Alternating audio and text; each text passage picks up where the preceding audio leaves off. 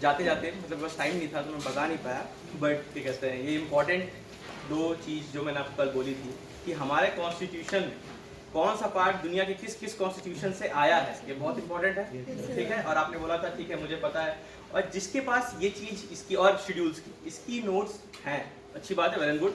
जिन पे नहीं है कृपया करके आप कहीं से भी अरेंज कर ले, या नहीं भी मिल रहा है तो मेरे ही नोट से आप फोटो खींच के रख लें, क्योंकि ये बहुत इंपॉर्टेंट है और इस पे क्वेश्चन आ चुका है और आगे भी आएगा, तो ठीक है। मैं इसमें बोलना चाहता हूँ, और एक दो क्वेश्चन है, क्या कोई मुझे बता, आप रेडी हैं तो पूछना चाहता हूँ, देखता हूँ कितना आपकी रेडी, तो मैं जो भी आंसर करेगा वो हाथ खड़े होकर के बोल के आंसर करेगा, ठीक है। तो कोई मुझे बता सकता है सिक्स्थ शेड्यूल में क्या लिखा है हमारे कॉन्स्टिट्यूशन के, जिसको भी पता है वो हाथ खड़े खड़े होता है।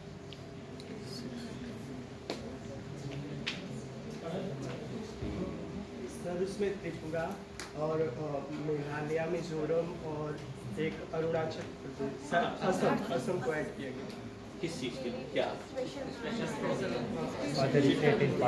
सही जो गुड नाइस।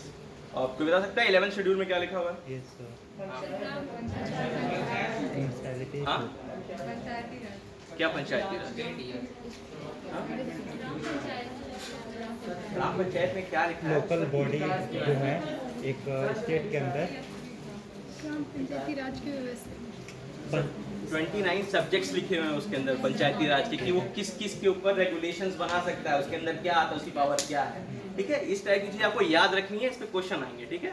अब आज का टॉपिक स्टार्ट करते हैं प्रियम्बल से, जिस मैं एक बार फिर बोल दे रहा हूँ, जिसके पास नहीं है वो मुझसे ले ले, या आप ऑनलाइन भी सर्च करो आपको मिल जाएगा, ये बहुत ज़रूरी है, ठीक है। और मैं इसको क्लास में नहीं लिखवाऊंगा कि टाइम वेस्ट होगा, ठीक है।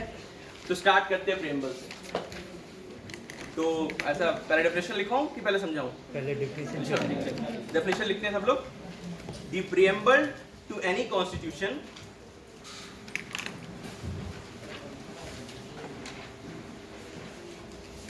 the preamble to any constitution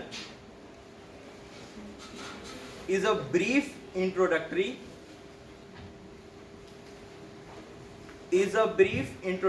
statement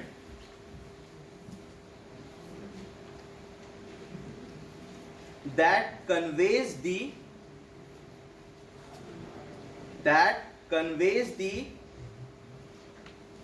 guiding principle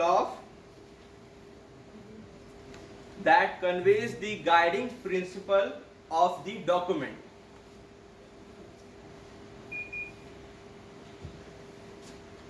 लिख लिया सबने? अब इसका मतलब समझते हैं, डेफिनेशन में क्या क्या है। प्रियम्बल एक इंट्रोडक्टरी डॉक्यूमेंट है कॉन्स्टिट्यूशन का, मतलब इसका मतलब क्या है, जो प्रियम्बल है उसके अंदर बस ये लिखा है कि कॉन्स्टिट्यूशन के अंदर क्या लिखा है। सिंपल, जैसे एक बुक का प्रीफेस होता है, ठीक है, कि बुक के प्रीफेस में लिखा होता है कि अंदर की जो किताब है उसके अंदर स्टोरी किस बारे में, जैसे नॉवेल्स होती हैं, ठीक है, कोई मिस्ट्री मर्डर नॉवेल होती है, कोई नॉर्मल ऐसी कहानी है, कोई रोमांटिक नॉवेल होती है, तो उसके प्रीफेस में लिखा होता है कि इसके अंदर कौन कौन से कैरेक्टर्स हैं, इसके अंदर स्टोरी में क्या आप क्या इससे उम्मीद कर सकते हैं। तो एक प्रीफेस जो बुक का होता है, वैसे ही कॉन्स्टिट्यूशन का प्रीफेस होता है उसका प्रियम्बल। उसके अंदर ये लिखा होता है कि उस कॉन्स्टिट्यूशन के अंदर क्या वैल्यूज है, क्या ऑब्जेक्टिव, वो कॉन्स्टिट्यूशन आखिर करेगा क्या हमारे सोसाइटी के ऊपर, यही डॉक्यूमेंट, यही चीज लिखी होती है प्रियम्बल के अंदर। ये इसका डेफिनेशन है। एक पार्ट और लिखे इसमें, मतलब next point, it is not a part of the contents, but it explain the purpose. It is not a part of the content, but it is explain the purposes and the objective with which this document is written. It is not a part of the content, but it explains the purposes and the objective with which this document is written. जो preface है, sorry, जो preamble है वो constitution का content नहीं है, उसके अंदर का कहते हैं, उसके अंदर का सामग्री जो होता है ना, कंटेंट होता है सामग्री, उसके अंदर की वो सामग्री नहीं है। कॉन्स्टिट्यूशन के अंदर की सामग्री उसके आर्टिकल्स, उसके शेड्यूल्स, ये सब होते हैं, ठीक है। ये बस बताता है कि क्या प्रिंसिपल है, क्या ऑब्जेक्टिव है कॉन्स्टिट्यूशन के। तो ये पॉइंट को याद रखिएगा कि प्रियम्बल कॉन्स्टिट्यूशन का पार्ट है बट उसका कंटेंट नहीं है, ठीक है। इस बात को बहुत लोग कहते हैं कि उसका पार्ट नहीं है, ये गलत है। अगर आप ये बोलेंगे उसका पार्ट नहीं है तो हम लोग कैसे प्रियम्बल को अमेंड कर सकते हैं। अमेंडिंग मैं आपको बाद में बताऊंगा कि अमेंडिंग का क्या सिचुएशन है, बट इस बात को हमेशा याद रखिएगा कि इस पे क्वेश्चन पूछा जा चुका है कि क्या प्रियम्बल उसका कॉन्स्टिट्यूशन का पार्ट है या नहीं है। पार्ट है बट कंटेंट नहीं है, ठीक है, इस बात को ध्यान रखिएगा। It is not a part of the contents but it explains the purposes and the objective with which the document has been written.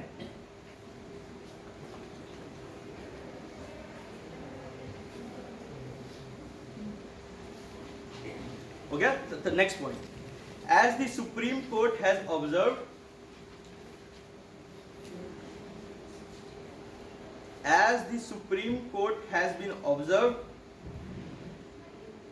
the preamble is a key to unravel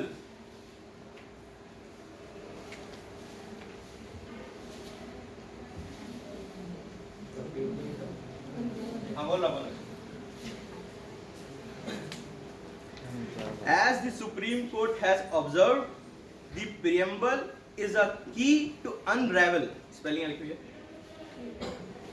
the minds of the makers of the Constitution. Unravel the minds of the makers of the Constitution. हमारा नहीं लिखिए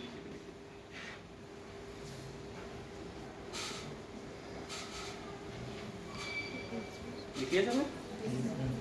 हमारा supreme court भी ये मानता है कि जो प्रियम्बल है वो हमें ये बताता है कि किस माइंडसेट से, क्या धारणा से हमने अपना कॉन्स्टिट्यूशन बनाया है, उसके अंदर हमने क्या वैल्यूज डाली हैं, कि हमने उसे क्या समझना चाहिए। वो आखिर वेलफेयर के लिए बना हमारा कॉन्स्टिट्यूशन, हमारे देश के लिए, ठीक है, सिर्फ कैपिटलिस्ट के लिए नहीं बना है कि भाई आओ और अपना काम को निकल जाओ। हमें हर सेक्शन को बराबर की वैल्यू देनी चाहिए, इसलिए ये कॉन्स्टिट्यूशन लिखा गया। और ये वैल्यूज कहाँ पता चलती है? कॉन्स्टिट्यूशन में ना लिखा है कि वो सोशलिस्ट होगा या वो सेकुलर होगा, नहीं होगा। उसके अंदर सिर्फ खाली प्रोविजंस लिखे हैं, सिर्फ लीगल प्रोविजंस लिखे हैं जो शायद आम भाषा में लोगों को समझ में ना आए, बट उसकी जो वैल्यूज है उसको कैसे इंटरप्रेट किया जाएगा। सुप्रीम कोर्ट का काम होता है सिर्फ इंटरप्रेट करना उन प्रोविजंस को। वो इंटरप्रेट कैसे करती है, किस वैल्यू से करती है, वो सब कुछ प्रियम्बल में लिखा हुआ है। तो preamble is a very important part of the constitution. Sir अनरेवल का मीनिंग क्या होता है? अनरेवल का मतलब होता है आप किसी के बारे में जहाँ किसी के दिमाग में धारणा को समझना, अनरेवल करना, उसको खोजना, उसको समझना, समझ के उसकी धारा से उसने लिखा है उस बात को माइंड से। अब नेक्स्ट पर लिखेंगे दैट इज वाई, मतलब सॉरी उसी में डॉट फुल स्टॉप डाल करके उसी में लिखेंगे कि that is why the supreme court has, that is why the supreme court has many time taken the help of preamble. That is why the Supreme Court has many times taken the help of preamble to interpret and review the laws. That is why Supreme Court has many times taken the help of preamble to interpret and review.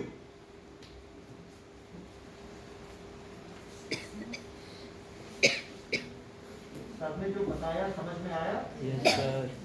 या किसी को समझ में ना आया हो? Simple है। यही कारण है कि माननीय उच्चतम न्यायालय ने कई बार क्या किया?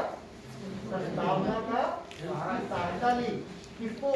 अपने ही डिसीजन को। Preamble to interpret and review the laws। ठीक, इसका मतलब मैं लिख लिया आप लोगों ने? इसका मतलब बताता हूँ। सुप्रीम कोर्ट ने कई बार डिसीजंस में से केशवानंद भारती केस हो गया, बहुत सारे से केसेस हो गए जिसके अंदर प्रियम्बल का इस्तेमाल किया है उस लॉस को ये बताने के लिए क्या वो सही है या गलत है, क्या वो कॉन्स्टिट्यूशन के से उसके द्वारा लागू किया जा सकता है या नहीं किया सकता है। इस पॉइंट का सिर्फ ये मतलब है, ठीक है। ये 3-4 पॉइंट थे इंट्रोडक्टरी फॉर द प्रियम्बल, ठीक है। अगर कोई भी आपसे प्रियम्बल को क्वेश्चन आता है तो आप इसको एज ए डेफिनेशन में 2-3 लाइन के डेफिनेशन में आप इसको लिख सकते हैं, ठीक है। अब क्या टेक्स्ट ऑफ द प्रियम्बल मैं आपको पढ़ाऊंगा। टेक्स्ट ऑफ द प्रियम्बल, इसको लिखने की कोई जरूरत नहीं, इसको लिखने की कोई जरूरत नहीं है, इसका कोई इंपॉर्टेंस नहीं है। टेक्स्ट आपसे कभी नहीं पूछेगा एग्जाम में कि क्या टेक्स्ट लिखा है प्रियम्बल के अंदर, बट उसके अंदर जो वर्ड्स हैं उसका मीनिंग समझना आपको बहुत ज्यादा जरूरी है, उसके ऊपर क्वेश्चन आते हैं, ठीक है। तो मैं आपको टेक्स्ट आप बोलो तो मैं पढ़, आपके पास हो तो ठीक है, नहीं तो मैं बोलो मैं पढ़ देता हूँ एक बार सबके लिए, आप जान लीजिए इन जनरल, ठीक है। We the people of India having solemnly resolved to constitute India to a sovereign, socialist, secular, democratic republic ये जो वर्ड्स अभी मैं बोला ना जितने भी इसको मैं सबको एक्सप्लेन करूंगा नेचर में, बट ये बहुत इंपॉर्टेंट है, इसको हमेशा याद रखिएगा। And to secure to all its citizens justice, justice कौन कौन सी, सोशल, इकोनॉमिकल, पॉलिटिकल, ठीक है, liberty of thoughts, expression, belief, faith, worship, equality of status, opportunity before law, ये सब मैं आपको सबको एक्सप्लेन करूंगा, टेंशन मत लीजिए। Fraternity, assuring the dignity of individual and unity of integrity of the nation, ठीक है। और in our Constitutional Assembly of the 26th day of November 1945 hereby we adopt and intact, ये सब की कोई ज़्यादा वैल्यू नहीं है, बस जान लीजिए लिखा हुआ है। बट हाँ, बस इसके अंदर एक पॉइंट और डाल लीजिएगा, ये बहुत अच्छा है, इसको याद रखिएगा। The Constitution 42nd Amendment Act 1976, लिख लो आराम से, लिखो, मैं बोल रही बहुत जरूरी है, इसको लिख लो, ठीक है। The Constitution 42nd Amendment Act 1976 amended the preamble, preamble को amend किया गया है, amended the preamble and added the words, the Constitution 42nd Amendment Act 1976 amended the preamble and added the word socialist, secular, integrity to the preamble, secular and integrity to the preamble.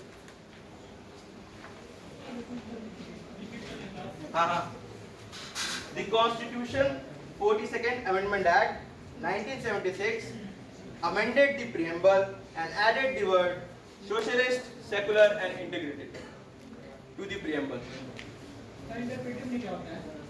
हाँ? किसने बोला? सुनने पाया? Interpreting माने क्या होता है? Interpret इसका मतलब होता है व्याख्या करना। तो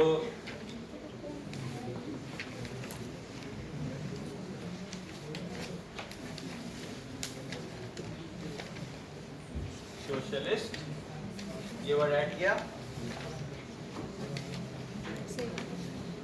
सेकुलर, ये वर्ड ऐड किया, और